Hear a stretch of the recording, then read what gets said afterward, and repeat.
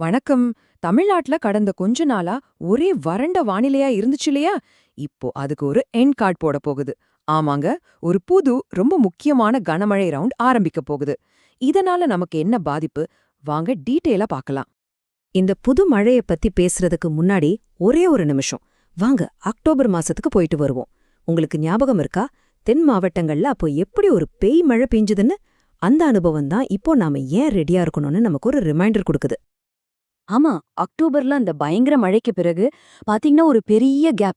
ஒரே வெயிலா ட்ரையா இருந்துச்சு. ஆனா அந்த பிரேக் இப்போ முடிய போகுது. ஒரு புது ரொம்பவே தீவிரமான மழை ஸ்பெல் இப்போ ஆரம்பிச்சிருக்கு. சரி, இந்த முழு ஃபோர்காஸ்ட்லயே ரொம்ப முக்கியமான விஷயம் இதுதாங்க. இந்த புதுமழையால தென் மாவட்டங்கள் தான் ரொம்பவே அஃபெக்ட் ஆக போகுது. அதனால முதல்ல அங்க நிலைமை எப்படி இருக்க போகுதுன்னு பார்த்திடலாம். முதல்ல நாம நோட் பண்ண வேண்டிய விஷயம் இது எவ்ளோ நாள் பெய்யுங்கிறது தான். இப்போ இருக்கிற கணிப்புப்படி இந்த மழை நவம்பர் 14ஆம் தேதி வரைக்கும் இருக்கலாம். ஆமாங்க, இது சும்மா வந்துட்டு போற மழை இல்ல, கிட்டத்தட்ட ஒரு வாரம் வரைக்கும் நீடிக்கக்கூடிய ஒரு சீரியஸான ஸ்பெல் இது.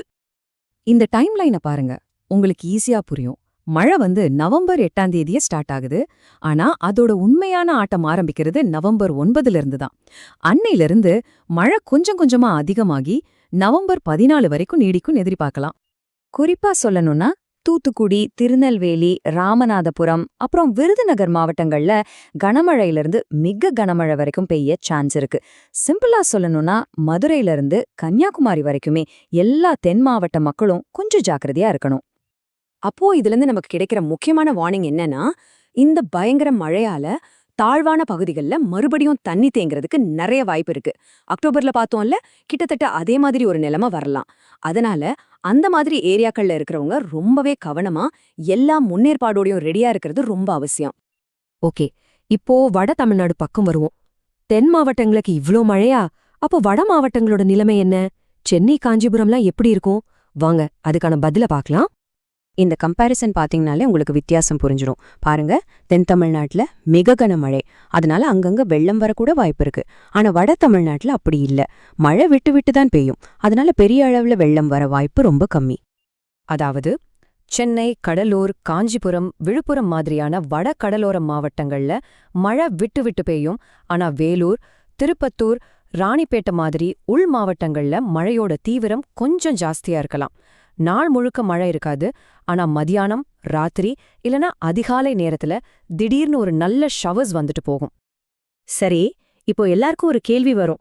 நேத்து வரைக்கும் வெயில் அடிச்சிட்டு இருந்துச்சு, திடீர்னு ஏன் இப்படி ஒரு சேஞ்ச்?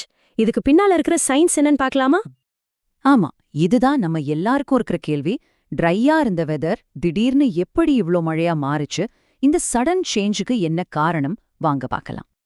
இதுக்கு மெயின் காரணம் நம்மளோட வடகிழக்கு பருவமழை தான். உங்களுக்கே தெரியும், தமிழ்நாட்டுக்கு அதிக மழையை கொடுக்கறதே இந்த சிஸ்டம் தான். வங்கக்கடல் மேல இந்த சீசனல் காத்து எப்போ வலுவாகுதோ அப்போலாம் மழை தீவிரமாகும். இங்க பாருங்க என்ன நடந்துச்சுல, சிம்பிளா சொல்றேன். முதல்ல பெசிபிக் பெருங்கடல்ல சில புயல்கள் வந்துச்சு. அதனால நம்ம பருவக்காத்து டெம்பரரியா வீக் ஆயிடுச்சு. அதோட ரிசல்ட் தான் நாம இவ்ளோ நாள் பார்த்தா அந்த ட்ரை வெதர். இப்போ அந்த டிஸ்டர்பன்ஸ் எல்லாம் போய் காத்து மறுபடியும் ஸ்ட்ராங் ஆக ஆரம்பிச்சிருக்கு. அதோட இம்பாக்ட் தான் இப்போ மழைக்கேத்த மாதிரியான கண்டிஷன்ஸ் உருவாகிருக்கு. ஓகே, இதுவரைக்கும் நாம பார்த்த எல்லாத்தையும் சேர்த்து வரப்போற வாரத்துக்கு ஒரு குவிக் சம்மரி பார்த்துடலாம். இந்த சாட் பாருங்க, ஒரே பார்வையில எல்லாத்தையும் புரிஞ்சுக்கலாம். இந்த முதல் பார் பாத்தீங்களா? தென் தமிழ்நாட்டுல மழை ரொம்ப அதிகமா இருக்கும். ரெண்டாவதா வட தமிழ்நாட்டுல மீடியமா இருக்கும். மூணாவதா மேற்கு தொடர்ச்சி மலைப்பகுதிகளில் கம்மியா இருக்கும்.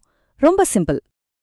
இந்த டேபிள் ஒரு சீட் ஷீட் மாதிரி பாருங்க. தென் தமிழ்நாடு மிக கனமழைக்கு ரெடியா இருக்கணும். தாழ்வான பகுதியில வெள்ள அபாயம் இருக்கு. வட தமிழ்நாடும் விட்டு விட்டு கனமழை பெய்யும், ஆனா பெரிய வெள்ளத்துக்கு வாய்ப்பில்ல. மேற்கு தொடர்ச்சி மழை கம்மி, ஆனா அதிகாலையில பனி இருக்கலாம். அவ்வளவுதான். கடைசியா இந்த ஒரு கேள்வி உங்களுக்காகத்தான். நாம இப்ப பார்த்த எல்லாத்தையும் வச்சு வரப்போற இந்த மழைய சமாளிக்க உங்க ஏரியா ரெடியா இருக்கா? நீங்க ரெடியா இருக்கீங்களா? யோசிங்க. தேவையான முன்னெச்சரிக்கைகளை எடுத்துக்கோங்க. அலர்ட்டா இருங்க, சேஃபா இருங்க.